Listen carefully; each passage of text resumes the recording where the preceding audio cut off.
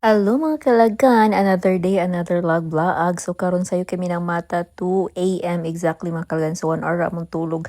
Ikan sa mong TV with friends mga kalagan. So we're going to Camiguin. So mag-date tour mi dito kay mong ilag si Ma'am Devi para mo siya ipauli sa Manila mga kalagan. So naabot na mi og Balingwan mga around 4. So mi kabot sa first trip mga kalagan no kay na late gid mi og mga 1 minute lang mga kalagan. So grabe na gani ka fast among dagan. So ang amo na lang sakyan is ang second trip which is mga alas 6 mga kalagan. So mga kalagan nagbayad yapon mi mga 300 something and rental fee and then ahead mi magsakay sa barge mga kalagan. Grabe na mong paningkamot para makapas sa first trip lagi mga kalagan para mas masulit na mo among days sa Camiguin pero wala gid siya gitugot na pero okay ra gyapon kay smooth ra man gyapon ang among pagbiyahe going to Camiguin mga kalagan. So, good morning, dagat. O, diba, gitagpo gid mi sa maayong panahon. Dini sa amo ang kabuntagon sa paingon sa Camiguin Island mga kalagan. So, very quick ra gini among laag. So, recently, last March lang nakanihog Camiguin. Then, karon makabalik na pud mi sa Camiguin mga kalagan. So, wala damhan no from Singapore agad-agad may laag inyong kalaagan. So, abot na mi din hiog mga 6 kapin din sa Camiguin mga kalagan and then first stop na mo is paingon ni og White Island. Since ang White Island dapat sayuhan gid mo siya mga kalagan since init kid dito mga kalagan no. So today is Sunday maday mga kalagan. So may expect nga daghang tawo dito sa White Island. So nagrent ra mi og multi-cab for 1 day na mo nga tour mga kalagan. So 2.5 na mo ni siya na book then nagtip na lang pud mi og 200 kay kuya driver kay siya mo pwede picture na mo sa groupie na mo mga kalagan. So medyo init na gid pag-abot na mo dinhi kay maagi man ang panahon unya wala man gikahoy gid White Island no. So here we are. So nagduha mi ka bangka. So sa isa ka bangka ako si Bambam ug si Ma'am Devil.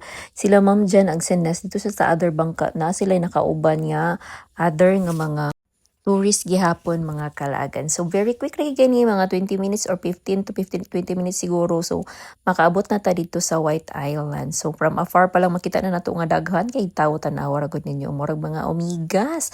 O dibe and look at that, grabe di ka suman sa White Island. Init lang gid siya mga kalagan pero nice yung kay White Island mga kalagan ay as in pino nga buhangin puti then nice og view sa hibok-hibok and grabe ka crystal clear nga water mga kalagan. So manang bisag kapila na ko mobalik dinhi mga kalagan ba di ko sumhan. Mabalik pa gyud dinhi Camiguin mga kalagan kay ubanon pa ginako ako mga anak. So wala pa ginako sila nadala dinhi. So tries na ko nakaani dinhi pero wala pa ginako sila nadala. That's why I need to come back here together with my kiddos nga hilig pug kayo og swimming og hilig kayo og dagat tanawa unsa ka nice ang water dinhi sa Camiguin mga kalagan. O diba? So samtang wala sila Ma'am Jan mga kalagan nag-video na lang sa amin dinhi og gipa-swimming na mo si Ma'am Deb. So kami wa na gid mi nagligo nagbasa-basa lang ko half sa akong body since nag picture ko pero si Ma'am Deb amo siya pasalong may gusto gid siya makatilaw og dagat dinhi sa Region 10. So nag-picture di ba? Bibo kay mi mo gini nakatsada sa mga grupo kay murag tanan namong utok kay sinabot gid kami mga kalagan. So utro pud gani silang laagan labaw pa sa ako di ba? O di ba nag-atik-atik na pud inyong NC dinhi og salom-salom og ako kabantay ahir ako nagkabantay pag-check na sa video nga na day lovers din sa mong kilid o diba basta kami nag-enjoy mi sa view sa White Island sa Camiguin and then actually duha-duha jud ko ligo unta ani kay bag-o ra jud ko nagpariban mga kalagan ay so masalamat ra pud ko wala pud na daot akong buhok. Bisan asa yun nga side dinis ka White Island as in picture perfect. So believe sa kay ko ani nga time kay daghan kay nangaligo ani mga kalagan. Itong last na ko ani sa March kay few lang kaayo, I don't know why. So karon daghan kay turista gyud. O diba? So nangaon pag kita dinhi og Swaki. So kay daghan magasuroy dinhi Swaki mga kalagan. So 3 for 100, 4 for 100. So nag-avail mi og kuan balig 100 nagkaon mi ipatil na mo si Ma'am Deb. And then nagkaon pud mi mga kalagan. O diba lami jud kay ni samot nog lami kay ang suka mga kalagan. Perfect jud kay ni Swaki mga kalagan oy. So wala na kami nagdugay dinhi sa White Island mga kalagan og nihawa nami kay going nami sa among next destination mga kalagan o diba kay dapat unta by 9 nakatuyok nami sa amo ang mga side trip mga kalagan pero medyo nadugay mi kay ang bangka nga sa kanila Ma'am Jen which is na sila ang kauban is dugay sila mga kalagan. So dinhi nami sa going to Katarman, patuyok mi mga kalagan. So nag-side trip mi sa tungatok nga kanang kuan cliff, dayon walkway to volcano. So wala na kay ko na picture. So nag-video na lang gyud mi dinhi mga kalagan no kay very quick ra gyud ang side trip na mo ani mga kalagan. So nice kaayo ang panahon. So nami dinhi karon sa walkway to volcano. So last time ako ni hapit dinhi wa mi nag-drop by dinhi. So karon nag-take time mi nga mag-drop by, o diba? So every time nga ani ko gamigin man kalagan na agi different spot nga ako ang ma-add on sa akong bucket list. So na pod mi Sunken Cemetery. Doon anhin ako din last time. So kani magud ang Sunken Cemetery kay as in noted yun ni nga ani-anan sa Kamigin Manglagan. And then dinhi sa Soda Waterfall, which is first time nako dinhi kay wala ni siya last time sa akong pag-anhi. O tipa makatry na gyud ko dinhi kay wala na mo nagisulod last time mga kalagan kay sudunon lagi siya. Nya gusto lang sa akong makauban last time nga along the highway ng amo ang laagan makalagan. So this time nangaligo mi so very quick ra pod mi dinhi mga 30 minutes ra pod siguro makalagan. Nag-order mi og food kay dinhi mi na mag-lunch. So kuan while gi-order by giluto amo ang food mga kalagan. So nag-swimming mi dinhi. So lamit kay dinhi ay actually good.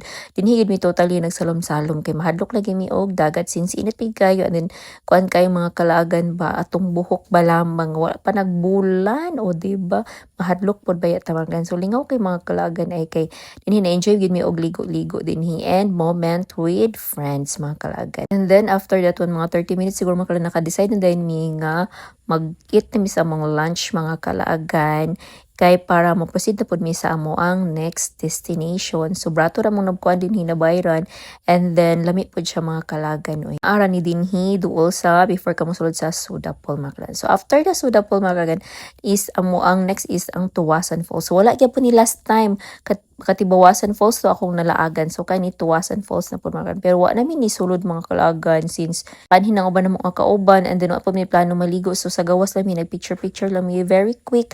Just ay kuan nag documentation nga niabot mi dinhi sa Tuwasan Falls mga kalagan. So last but not the least na mo nga destination mga kalagan is ang Mantiki Island. So last time sa akong second time din sa Kamigin, White Island and Mantiki Island amo ang day 1. Pero karon last na mo siya sa among day tour since duol ra daw siya sa port.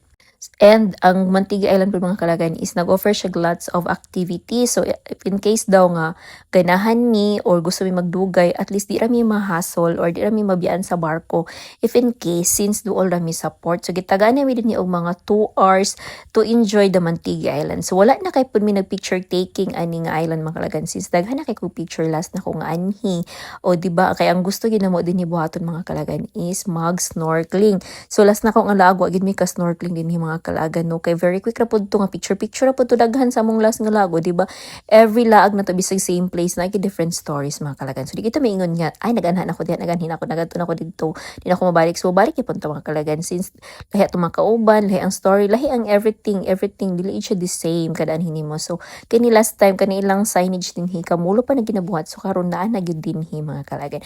So nag-rent mi og kuan snorkeling dito para mi sa White Island, and then nagpay na lang din mi sa kanang kuan sa tour na mo ay sa guide na mo kay kinahanglan nami guide paingon sa lawod mga kalagan. And then as in very core memories gid ako mga kalagan, first time gid nako do naka-try nako og snorkeling sa Bantayan Island, pero lahi ra gid dinhi kay longer time ni is 30 minutes, and then naapod mi guide gidala gid mi nila dito sa portion nga mga lalom nga daghan kay isda, as in amazing gid kay mga kalagan ay di gid ka mahayan ang imuhang pag snorkeling dinhi sa Mantigi. Healthy pag kay siya daghan pa gid kay kag makita mga kalagan. Actually gipakitaan pa mi nila atong Takyubo, ang saan pag-open sa Takyubo nakita pa namo to siya. I don't know kung ahaton ako nakban nga video, pero man ako na save, and then among ginatry og pangita is ang Pawikan dinhi mga kalagan, which is famous sa dinhi sa Mantigi Island mga kalagan. Pero sa ingon sa tour guide daw is the best gid magkanang snorkeling mga kalagan sa Mantigi Island is morning, since ang uban niya pawikan mo adto sila dito sa shore kay mangaon sila mga kalagan. While kung hapon magud mga kalagan kay murag daghan na kayo og tawo, so medyo ma-disturb na sila, so medyo moadto sila sa mga deeper side sa dagat mga kalagan. Pero dili kabalakan kay safe ra pud ka dinhi sa Mantigi mga kalagan kay naa sila kanang murag net nakapalibot sa ilang portion sa ilang dagat para kung malayo man galing ka sa guide masangit ra ka didto mga kalagan. So tan-awa unsa ka tsada ang ilalim sa dagat nakapagakita bitaw nako sa video mga kalagan kay makaingon jud ko ay nga kalami magtuon og kuan free diving kay nakita pud nako ang katong guide namo nga nag swim dito sa ubos. So kami kan na mura gid mga gapno dito sa taas no, pero nice gyapon kay ang view namo from afar. So how much more kun ay closer look kay tiraw na mong guide bitaw mga kalagan kay grabe gid nag-glide ra siya dito do sa mga corals. Unsa ka katsada nga experience nga maimugid silang ma-touch maduulan og closer mga kalagan. Pero tuod man mga kalagan sa taod-taod na mo before gyud mi nahuman sa among snorkeling gitagaan gyud mi chance nga makita na mo ang highlight dinhi sa Mantigi Island mga kalagan, which is ang Pawikan mga kalagan. Nakita gid na mo siya sa kadugayan namong langoy-langoy. Yes mga kalagan, look at that.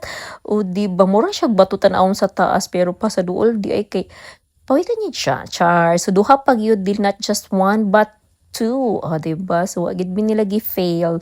At least, among first nga experience ni sa Mantigi, na-amaze o kuan yun, kanang satisfied yun mi sa amo ang experience ni makaragan. So, as in, balag itom kayo mi, at least lingaw kay mi sa among snorkeling mga kalaagan ay.